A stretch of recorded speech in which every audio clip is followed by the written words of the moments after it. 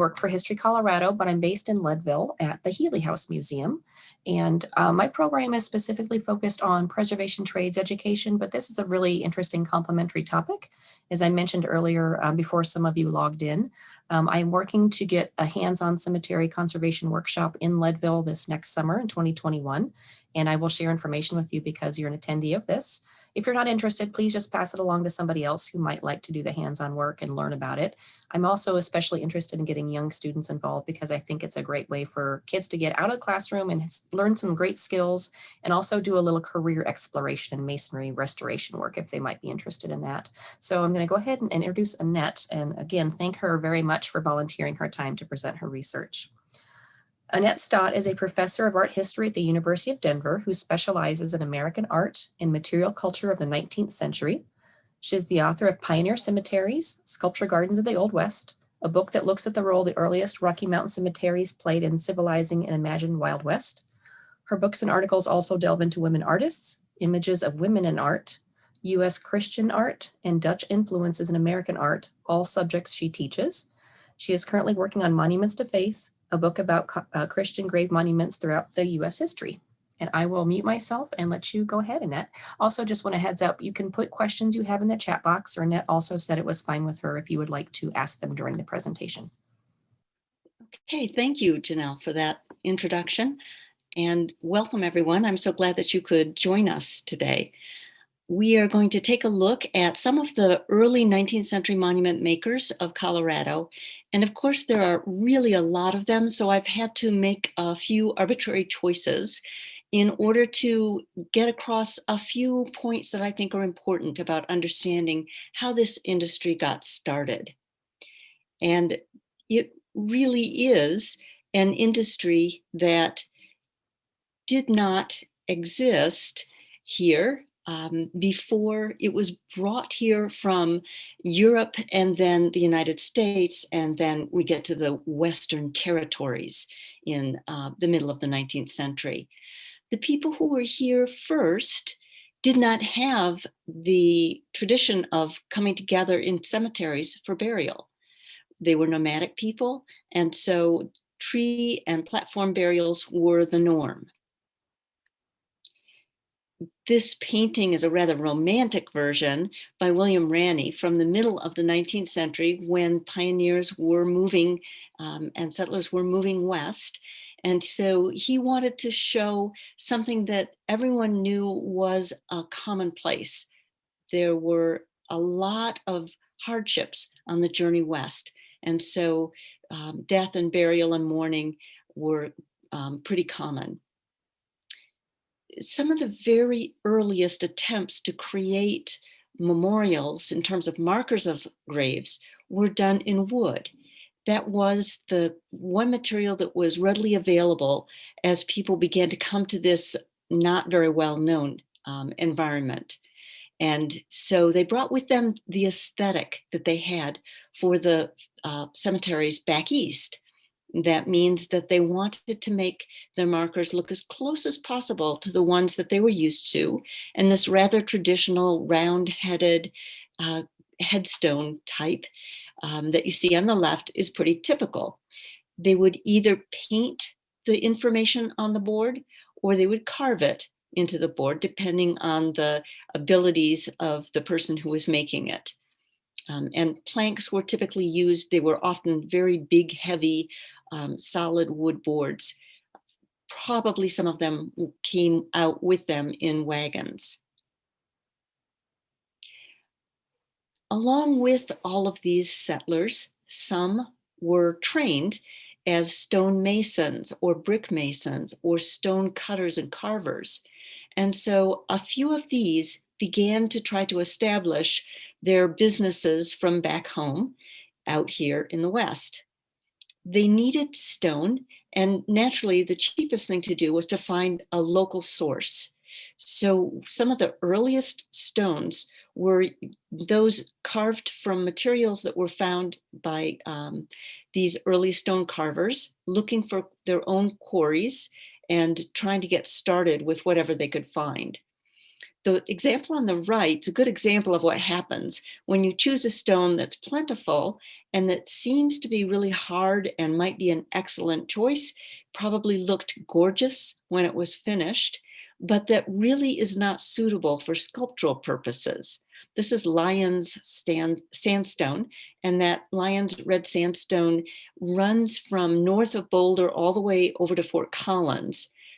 Readily available, but actually much better for flagstones or for building because it has great compressive strength, but not much tensile strength. That is, it doesn't have cohesion to itself. The example on the left is from Riverside Cemetery.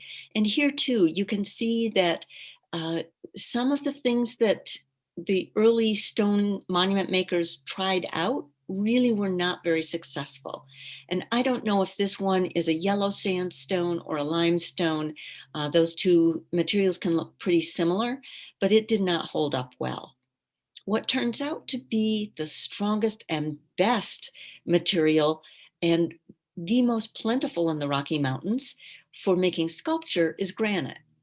So you can see how well this granite has held up. They're the same design pretty much. So that tells us they're from about the same era. Back east, marble was the most prized material for making your grave markers. And so it was the most desirable, even for the settlers, and they wanted to have this as soon as possible. There's a lot of marble in the Rocky Mountains, but it's not easily acquired. So some really high grade marble that was found in 1873, actually by a geologist who was traveling through the mountains searching, is this Yule Marble. And in the late 1870s, it was being tested and advertised. A bunch of claims were laid, and several little companies started pulling marble out of the mountainside. But it was so expensive to do. It really wasn't worth it. They didn't have the roads, and they didn't have a railroad, and the blocks of stone were so heavy that it took good, solidly made roads to get it down the mountain, and then it really required a railroad to get it out of the mountains to Denver and other places where it could be carved in and put to use. So we know that small amounts of marble from the 1870s and 80s, and even from the 90s, were coming from these locations around what becomes Marble, Colorado. But it's hard to track exactly which things are coming from there. It's not really until the early 20th century, in 1905, somebody bought up a whole bunch of these claims in order to create the Colorado Yule Marble Company.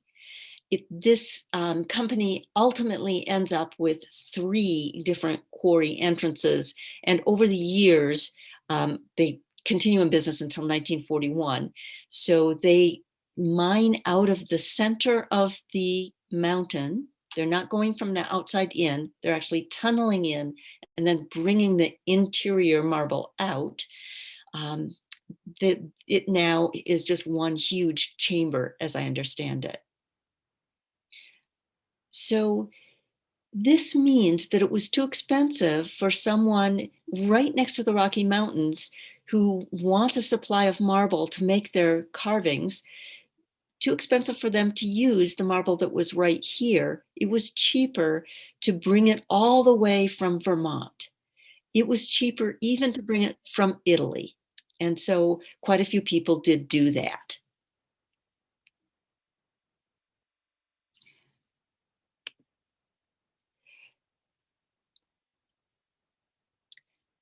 I want to show you a few examples, and Eli Doherty was not by any means the first, but he was one of the very earliest, probably the third monument maker in Denver. Denver becomes the major center for making gravestones in what will eventually be the state of Colorado. So you're going to find us coming back to Denver a lot. It's not because I happen to live here. It really is because Denver was the place that had the biggest population, and so it could support more of these stone carvers.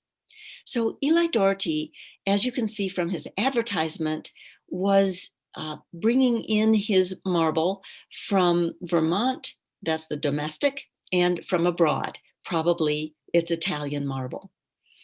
Like all of the early carvers of tombstones, he also had to make lots of other things. Anything that people needed as they're building houses, like door sills and door steps and mantles for fireplaces. He would also make that. The example on the left has been broken. It probably fell, and we don't know now what's on the other side, but typically he did put his more beautiful carvings on one side and his inscriptions on the other. So it's possible that the imagery is now lost to us. Either the family or more likely the cemetery at some point embedded this tombstone in concrete in order to preserve it because it had broken off.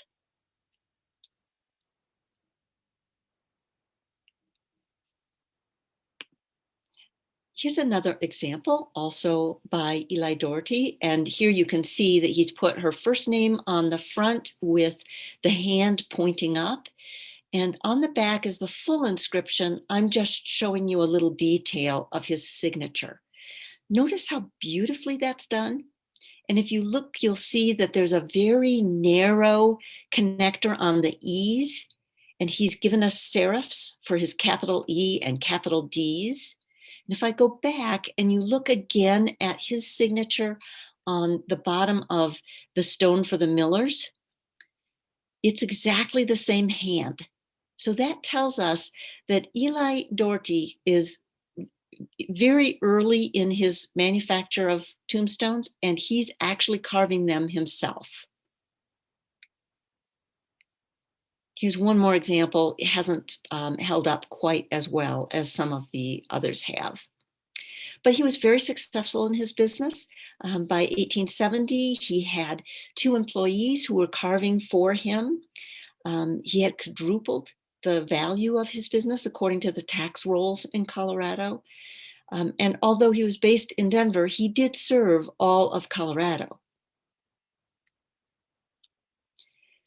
I was really surprised when I first realized that the advertisements that you see for these early marble works in the 1860s and 70s really don't tell you anything about what the people made. So here's the exact same image, though it's not quite as good a reproduction on the right, but it's the same image that's being used for Doherty in the late 1870s and for M. Rao in 1881, both of them in the Rocky Mountain News. So this turns out to be because when someone paid for an advertisement in a newspaper, it's the newspaper that did the design. They were told what words, and you paid by the letter, but the imagery is their choice. And they had to buy this. And since it was, or could be, fairly expensive to do, they would simply buy one thing that looked appropriate for a particular business and use it for all those businesses. So this doesn't mean that they didn't also make this kind of thing. It was a popular kind of image. Here's an example by M. Rao of something relatively similar to what he was advertising. It just means that it was hard to differentiate yourself if you were a tombstone carver through the early ads in the newspapers. Now, after the early 1880s, this kind of problem goes away. In fact, already in 1883, Rao is getting a different cut. This one shows us a figurative piece, which was the most expensive kind of monument to put on a grave. So it's the kind of thing that relatively few early stoneworkers in Colorado were able to do. It took a lot of skill, but it made the most money. M. Rao, I believe, did carve the figure on the left for the Still Monument in Riverside. And these figures are almost always female classical allegorical figures who represent things like grief or remembrance or memory, things that are appropriate for the cemetery. And I'm also interested in looking at the gravestones that marble tombstone makers have on their own graves. So I brought you one on the right, and very often they are disappointing. You would kind of think that they would make the most interesting ones for themselves, but people tend not to think about doing this before they die. And so often it's the family who are left to make the choice. M. Rao also signed these two and one more for the children of Clifton and Lizzie Bell. And he was called on in the early 80s to produce these marble tombstones. We know a little bit about them because back then it was there wasn't a lot of news, I guess, but it was considered newsworthy when some sculpture was created for the cemetery. And a journalist went to M. Rao's stone yard and then wrote a report about what he saw there, which included the Harvey Bell little headstone, which once upon a time had an urn, three-dimensional, on top of it. And this was done from a photograph taken when 4-year-old Harvey was alive just before his death. A little bit later, M. Rao has hired various carvers of various skills, but one of them, Ole Rusted, who was only there for a few years, made this really beautiful mining cabin for Lester Drake, who left instructions that he wanted a replica of his cabin from the mountains to be on his grave. This is actually carved out of solid limestone, so it's very, very heavy. And according to the family of Rusted, the carver was actually injured in an accident when they were trying to place this in the cemetery. Accidents were very common in the early years of making monuments. They had quite crude equipment to move these monuments from the stone shop to the cemetery, and then from the wagon or later the truck on into the cemetery onto the grave. But this is a beautiful one in Riverside, and I recommend that you go look at it sometime because it has lots of little tiny details in it. James Byrne is another carver who starts out doing very simple tombstones when he comes to Denver, and then he starts making sculpture. And he wanted to be known as a sculptor. He's working in marble. Both of these are actually marble. The one on the left, though, has been coated with some kind of enamel paint. Not something that I would recommend that you do, but a lot of techniques that are not approved by conservators have been used at various times in most cemeteries. So it's not surprising to find this. You might also notice that the example on the right, the upper part of the cross has some sort of rust-colored discoloration, and other parts of it also have discoloration. And this happens a lot when a cemetery is watering using sprayers that move above ground. So the water can discolor the stone over time. It produces a little too much moisture in its environment. But also some marble has different types of minerals in it, impurities, and over time, those impurities can produce stains on the surface of the marble. So these are two very beautiful examples of work by James Byrne. And I wanted to just show you another view of that one that we were just looking at. This shows his signature. The S period, C period actually does stand for sculptor. So he's making sure that we know that he's not just a carver, and he's certainly not a cutter, So each of these are different levels within the industry. Okay. So I mentioned that Denver is the center, but as other cities began to have enough of a population to support stonecutters in the monument industry, you begin to find that they also have companies like this. So in Colorado Springs, I just randomly chose Clement and Russell as an example. And they're a good example of a company that gets started when two different people, Harvey Clement and Dexter Russell in this case, come from very different parts of the country to Colorado Springs. They happen to land there, both of them in 1874. They meet, they form a stone company. And Russell had apprenticed with his own father, who was a stonemason. And since they both had some experience, they start, their very first job is to provide the stone and build the walls for Colorado College. It's brand new in 1877, and it's, as you can see from the photos, just one building. This company adds on the wings a little bit later, and at the same time, they're also making a few monuments like the one on the right. How people found out about monument companies when they had need varies a lot. We've seen some advertisements in newspapers. In this case, probably Martin Wiley, who was one of the funders of the Colorado College building. When he died, his wife chose the company that she knew.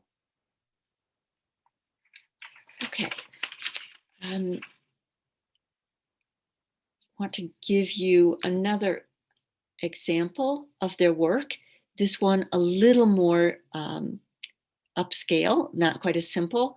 And here's one of their advertisements as well. So they are dealers in Italian, which means that they have imported marble, Italian marble, or purchased imported Italian marble from the East. And their American marble also at this point would have to have been coming from Vermont or one of the other areas of New England. Notice the signature. It's very beautifully done. There are a lot of companies that I haven't researched, and I wanted to just mention this. So how do you find out who it is who made a monument? In some cases, you're searching the tombstone to find the signature. It can be very, very hard to see. This one shows up beautifully. And some of the marble ones in particular are really easy to identify. So if you find a signature like this on the stone, then you can go to the city directories, or you can go to the newspapers, look for ads, look for articles about them. There are trade magazines a little bit later, around 1900, even in the 1890s. And they are always interested in articles about this kind of monumental work throughout the United States. So there's lots of ways of finding out information about them. Even the state had business directories, although the state business directory still only showed monument companies in Denver in 1883, no other part of the state. Okay, so let's move to Boulder. Boulder had two people who did some of the very earliest work. As far as we know, they are the first two. And their names were Greenlee, William E. Greenlee, and George Drake. Both of them happened to come to Boulder in 1873. And once again, they discover each other. It looks like they might have each tried to launch a monument business on their own, but very quickly, maybe even within a month, they had found each other and decided that there wasn't enough business for them to be in competition. And so they joined forces. Nevertheless, they only made a go of it in Boulder for 1 year. And then they moved to Denver. They bought a company that already existed, the Denver Marble Works, from a man who was moving on.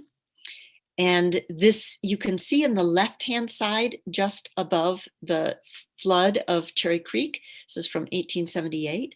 So they bought this business in 1874. They had their struggles, obviously, but they would become, as under the name Greenlee and Company, they would become one of the biggest, most long-lasting of the companies well into the 20th century. They're very, very successful.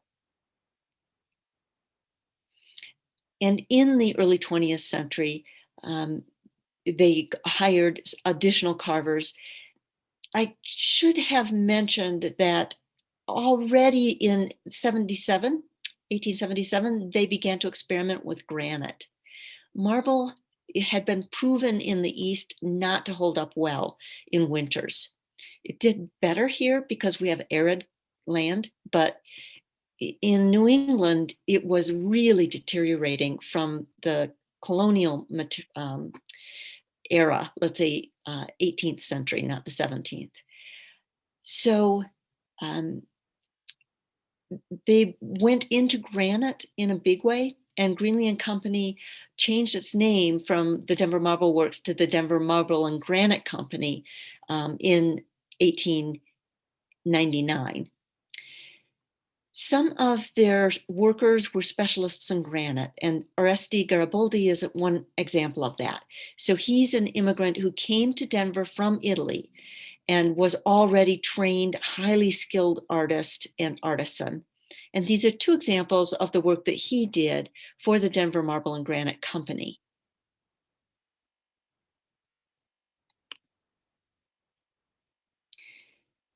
In Pueblo, there is the Pueblo Marble Company, which got its start pretty early. Pueblo incorporated as a city in 1870, and in 1881, the Pueblo Marble Company was started. It may have been the first major marble and stone monument company. They always call themselves marble companies. So when you look in a city directory under the business directory and you're trying to find the people who did monuments, it's not under monuments. In the 19th century, it'll be under marble works until about the late 80s or 90s. And then granite, stone, and finally monuments are the headings that you look for to find out who was making these monuments in that area. Pueblo Marble Company, though, was actually just a branch of Greenlee and Company. They decided to start a branch in Pueblo, I am not sure why, in 1881, and hired a man to be there on the ground as their manager. And within a year, he had purchased it from them. So it becomes an independent place that is managed for several years by various local managers. And then one of them, his name happens to be Alonzo Bonney, hired Donald Harold as a carver. Donald Harold worked, and we think that he might be the central man in both of these pictures. He worked as a stone carver, but he also was able to work his way up and become the manager and then owner of Pueblo Marble Works. This happens a lot. You see this over and over. Someone who's ambitious and who has some business sense will start maybe as a polisher, then become a cutter, then a carver, might go on in the direction of sculptor, or might go on to become their own business owner of a monument company. Let's see. So Donald Harold owns this. This is an example of how productive it is by the 1890s. And they are producing work like this that's found all around the Front Range. The quality of this marble is not high, and I suspect that this is locally sourced and not really marble. So there were a number of things that were called marble early on, but that were limestone that hadn't quite reached that point. This is probably the most famous example. It's very high quality marble that was used to create a monument for Donald Harold, his son, Headley. So James Headley Harold died when he was about 4 years old, and the family wanted to have a memorial. And so, of course, Pueblo Marble Company, which he owned by then, is what produces it. And according to the family, it was actually not Donald Harold Sr., the father of Headley, who did this, but rather his brother-in-law, Fred Little, who had just come from Canada to join the firm. And he is believed to be the carver of this really beautiful monument. Now, there's lots of examples like this in other parts of the United States. It's not unique in the concept, but he has, it looks like, used the actual clothes of Headley Harold when he did this carving. It's a different kind of a cap than I've seen in many of the others.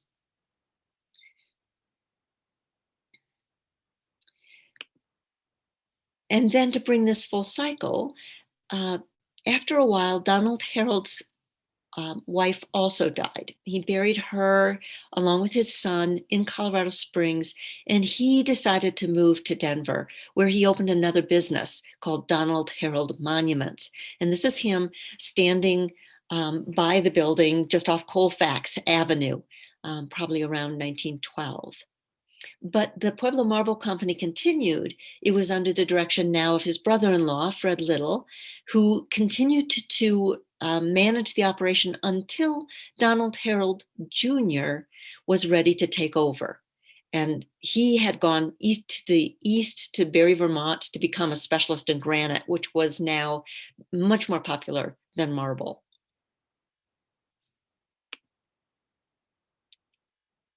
So finally, we come to Leadville.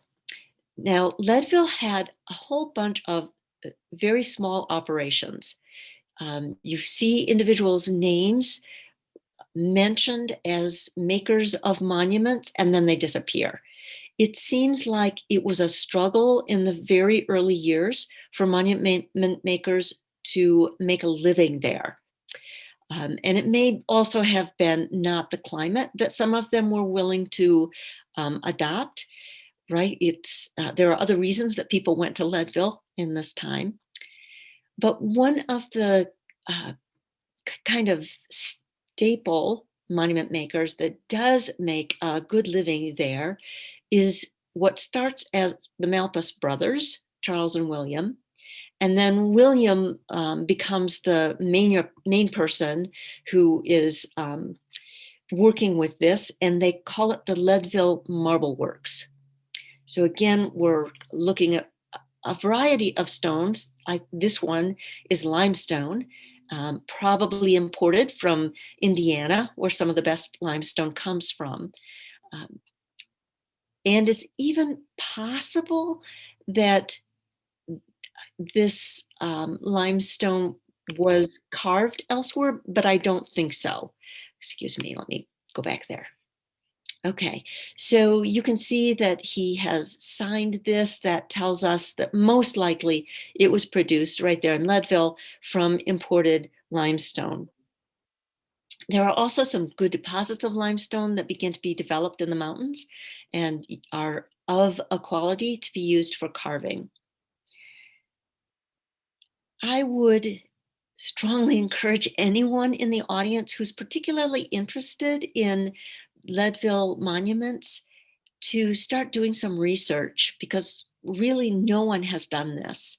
It's easy enough to find who did them. You just look at the monuments themselves, at the newspapers. There's great newspapers in Leadville, and then start doing some research to find out about who is making these and how much they cost. And there's lots of fascinating stuff that's available.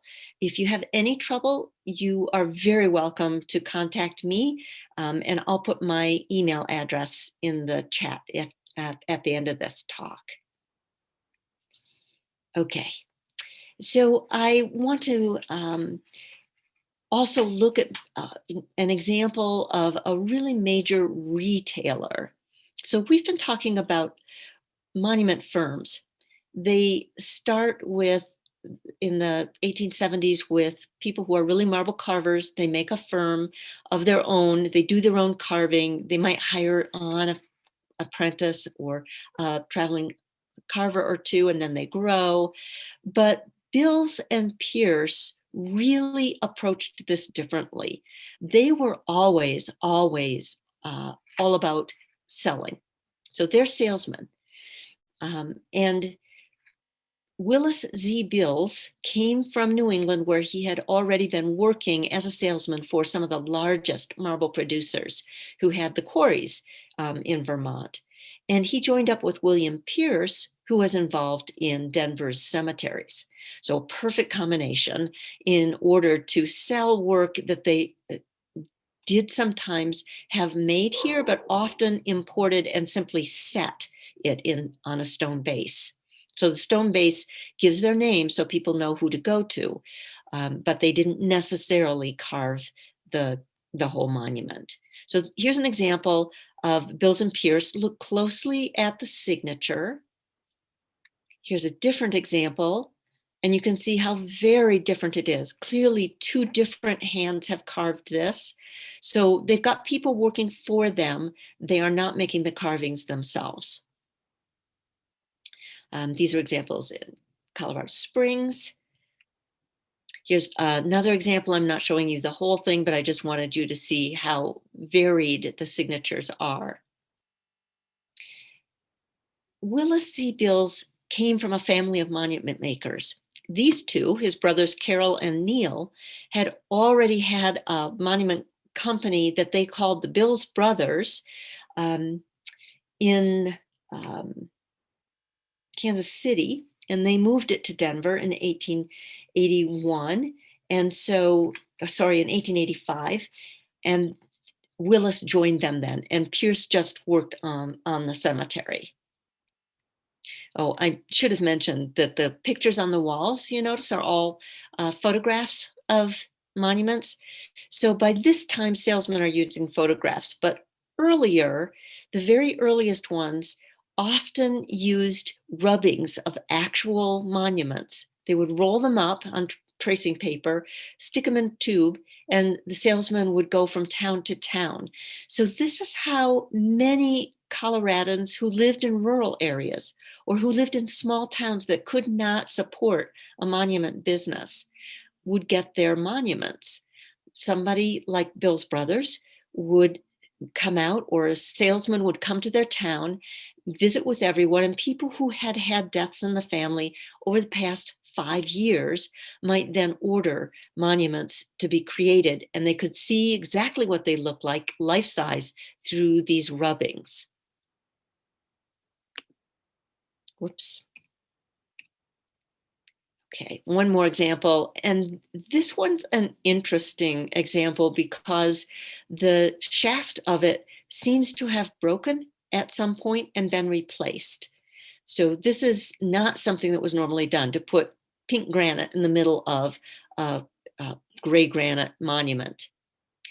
I also wanted you to see two things about this. One is that the quality of carving varies greatly. Sometimes they are so shallow you can't read them.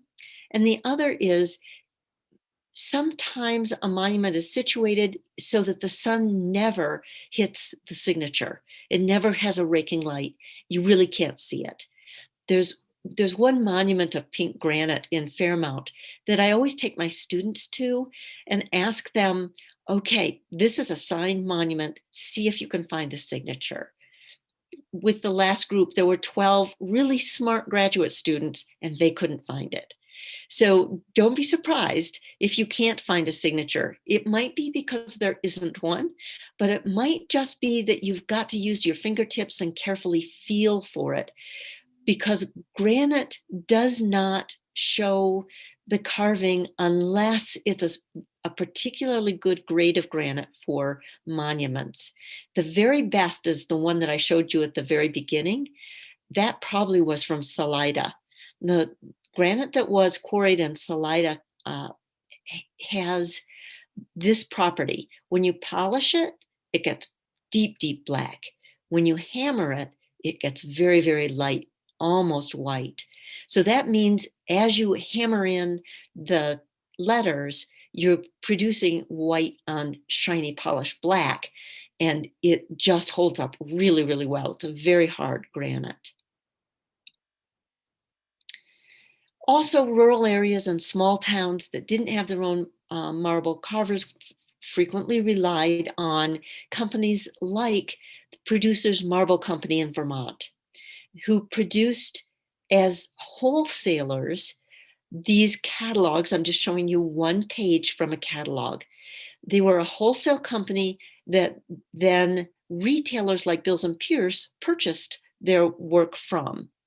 They could use it, they could use the catalog to show prospective buyers, or they could just buy it themselves and put it in a showroom if they were in a larger city. So it became a very useful, cheap source for these monument designs, which you can see you could purchase in lots of different types of marble. And the price varied depending on the color and quality of the marble. In other examples, you also can buy them in different sizes, but that's not what this Producers Marble Company catalog was doing. And then Sears Roebuck and Company, Montgomery Ward, both based in Chicago, got into the business as well. So their regular mail order catalogs would be direct order. So a person could not even leave home, just order the Sears catalog or the Montgomery Ward, go to the section on monuments, order your monument, and it would be shipped by railroad to Denver. And from there, it would be shipped to your home. And these two are really inexpensive, $9. And I want to end with this example. So this is kind of a combination of these ideas. Helmbrecht and Farrington are local, in this case, Denver, monument dealers. Again, they themselves aren't really making the monuments. They are retailing granite and marble monuments, statuary that they've imported, but they're also especially the dealers who represent the white bronze monuments from the Western White Bronze Company in Des Moines, Iowa. And so they advertise. Different people got the right to sell white bronze. So I've also shown you an example from a Boulder salesman who's selling white bronze. White bronze is just another way of saying zinc. Pure zinc was marketed as white bronze because it sounded a lot more artistic. And you can see an example also here in the from Ouray. This is a Western white bronze example. And I can tell you more about these if you have an interest in these metal ones. You definitely have some in Leadville in the cemeteries there. The example on the right is from Trinidad. They are all over the West, much more so than farther east, though there are companies that made this in the East as well. They, however, lost popularity and went out of business in 1908. So you can date them, and often they even have the date molded into the metal. Okay, so I wanted to acknowledge some of my former students who've done some work on this when they wrote papers for me, and to let you know that there's a lot more information in my book, which is available in libraries all over. So I hope that you will avail yourself of that. And I'm just going to stop sharing so we can see each other. And I hope that you have some questions for me. Annette, may I ask a question? Sure. First of all, very informative. Thank you very much. What were the prerequisite skills for the artistic carvers, not the people who just did the big block carvings, but the actual lettering and sculptural carvings, and how did they get those skills? So the way that people got into this business was through apprenticeship, and then frequently going to night school so that you could work during the day was quite common. And there were some schools in the country, Chicago, for instance, where you could go to night school specifically to learn the carving skills to become better at the trade. So you might start out in a monument business, frequently a family business. and learn from the bottom up. So you'd be a polisher, which is really boring, and then a cutter, and then a carver. And if you wanted to become a specialist in a particular type of carving, curlicues, ivy, you could, in larger cities, specialize in some of these things in a very large firm. Then going to night school and an art school was highly recommended. In Italy, in Carrara, Italy, where the best white marble comes from, people who were just considered craftsmen, just artisans, were expected to go to art school for a couple of years.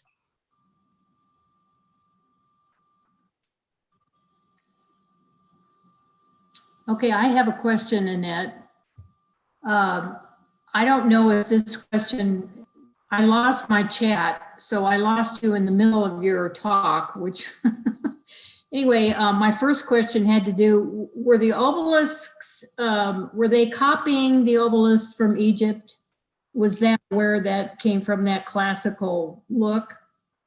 Obelisks do go way back, but they had become extremely popular in New England way before this. And so it's simply being transported to the West. In fact, obelisks were so common that I read one will in which the person who was saying, okay, after I die, I want my heirs to use my estate to put a monument on my grave. It can be anything except an obelisk. So it was a little too common, I guess. Are you the only person that has written a book on this?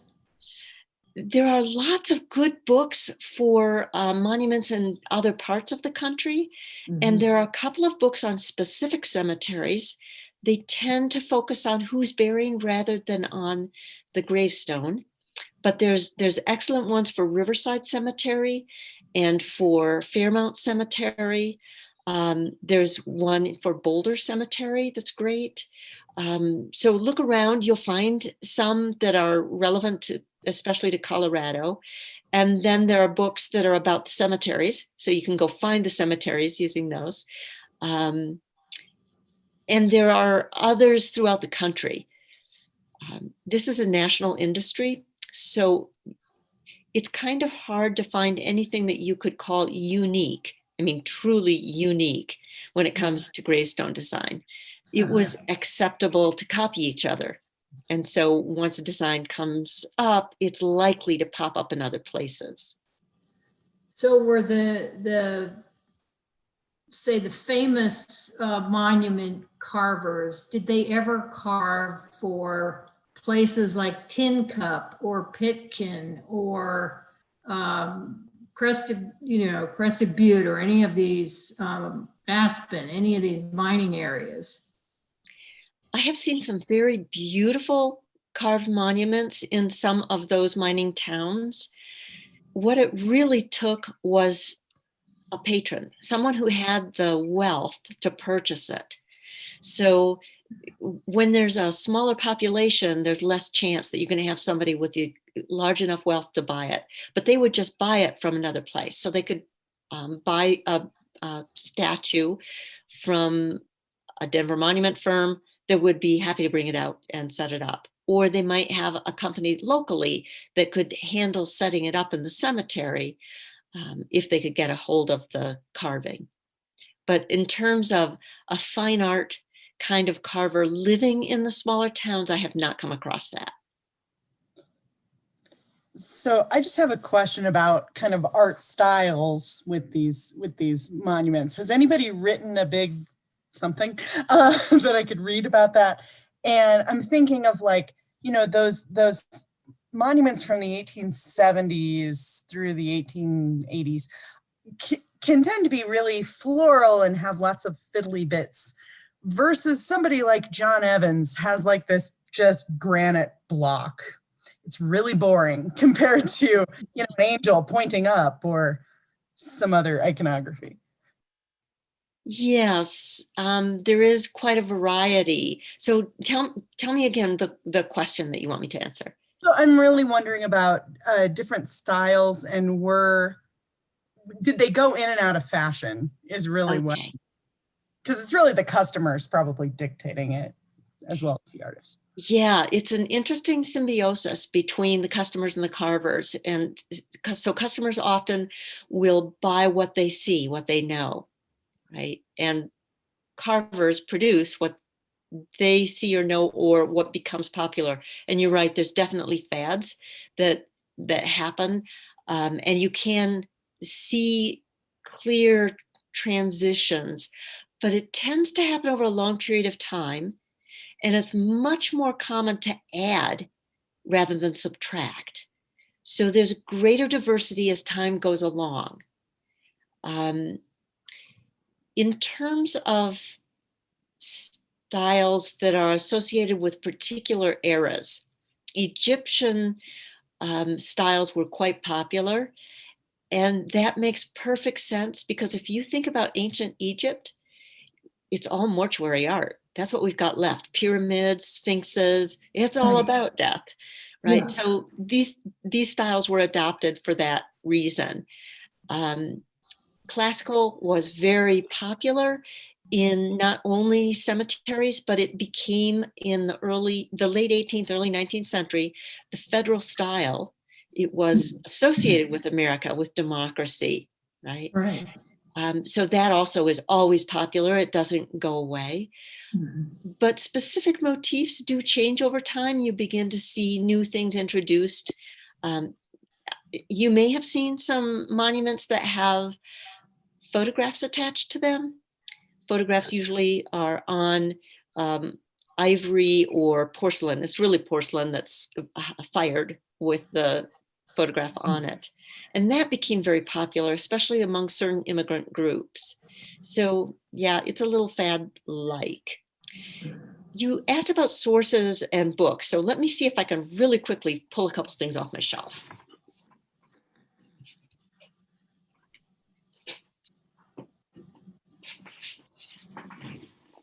Well, this is a good one for symbolism. Let's see if I can get it in the right place. Mhm. Okay. This has great essays in it. It's old, but it's really good. I don't think this has been bettered. Richard Meyer is the editor of it.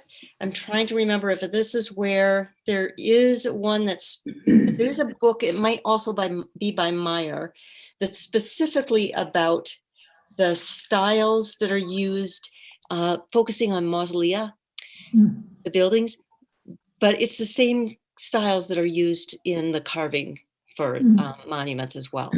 So definitely look up that name, Richard Meyer. There's several books that he edited early on that will be helpful, I think. If you're interested in what's been happening at the Yule Marble quarry since you were talking about it, the price of transportation has definitely dropped, and the quality of the marble is so high that the marble quarry is now owned by a company in Italy. And rather than carve the marble in the United States, giant blocks of it are shipped across the ocean to Italy to be carved, and then they're shipped back to the United States. Thank you for telling me that. That's very interesting. Just economics are crazy, aren't they? Well, times really change. The marble there is among the highest quality in the entire world, so that's why it's worth doing that. Yes, it is really beautiful marble. There's one huge cross that's made from that marble in Fairmount. It's the biggest cross that you'll find, and it's not far from the chapel. So you can look for it. I think Counts is the family. Any other questions? Annette, do you give this presentation again or on other, websites or anything?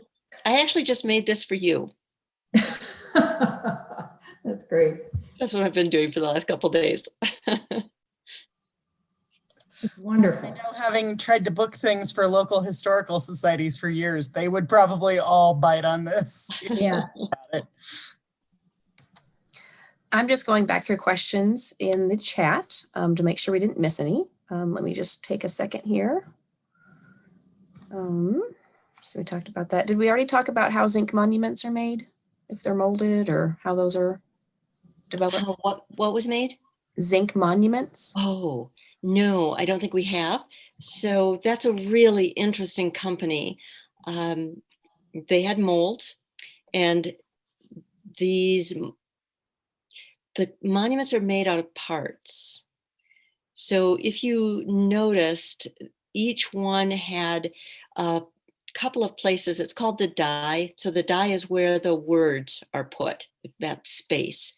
And the dies on these monuments were empty holes.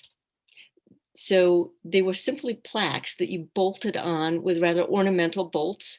And that way you could keep adding to your monument. So when somebody died in the family, you wrote to the representative and said, okay, here's the wording I need. I need a plaque for this person who's recently died, and I'm going to put it in, this is the shape and size that it needs to be. So when you first ordered your monument, you could choose from their catalog. And there were lots of different designs, lots of variety. Each part from top to bottom had various different aspects that you could choose from. And then they molded it and they put it together and shipped it to you. If you didn't need all of the die spaces, so let's say it's a 4-sided one and you've got 4 places that you could use, then you picked out molded relief designs and you just filled in the space until you needed it for something else. These zinc monuments were very popular early on because they really were much, much better than stone in terms of not eroding. The lettering is always visible. It's just as clear and beautiful today as it was when it was first created. But it did have some drawbacks. So when tree limbs fall, it's brittle and they break. They really went out of business, though, not for that reason, but because they lost popularity. The material was associated with plumbing, right? You made zinc sinks. It really wasn't thought of as high class. And despite calling it white bronze, which I thought was brilliant, it still seems not to have been recognized. And so cemeteries did outlaw it. This happened in Denver. Fairmount Cemetery said no metal monuments, which isn't to say that someone who really, really wanted one would be turned down, because after all, they're trying to sell their plots. It's a business. The cemetery is a business just like the monuments are. Any specific questions beyond that? I can go back to chat too. There. While she's looking for that, I just wanted to point out, I used to do tours at the Castle Rock, the Cedar Hill Cemetery in Castle Rock. And there's a zinc monument there that in the 1970s, there were drug deals happening because they would remove the bolts and they're hollow. So they would like put the drugs in there and then put the money in there. Or maybe it was money first, then drugs. I don't know. But the police came in and like sealed it with, some kind of epoxy or something so they could stop taking the panel off. I've also heard of a cemetery using the inside of one of those to store rakes and hose and things. Some of them are really, really large, and yeah, interesting choices. Yeah.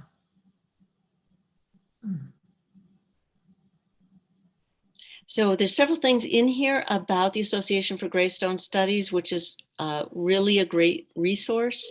They have a website with lots of things on it, and I would recommend that. And also recommend that you join the Colorado branch of the AGS. It's very inexpensive. And it's made up of people who love cemeteries. That's it. There's a lot of us.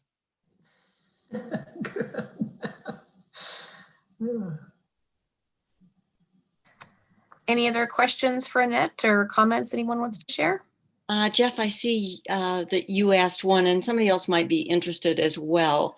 I'm trying to think what the name of the monument is that's pink granite, and I'm better at locations than I am at names. So when you go, if you are facing the chapel, Ivy Chapel, and you turn around and face the opposite direction and walk straight ahead, there's the Bethel Monument, which has a woman and a little boy at her knee. Behind it and a little to the left, there are some much taller monuments. That's the one. Tall pink granite right there. Great, thank you.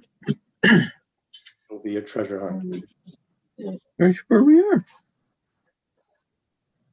If any of you do some research on some of the monument companies, maybe in Leadville, be sure and send me an email. And it's actually really easy to remember, but I will put it in the chat. It's, oops, let me go. Annette Stott @du for University of Denver .edu. And why the University of Denver has the initials DU, no one has been able to figure out.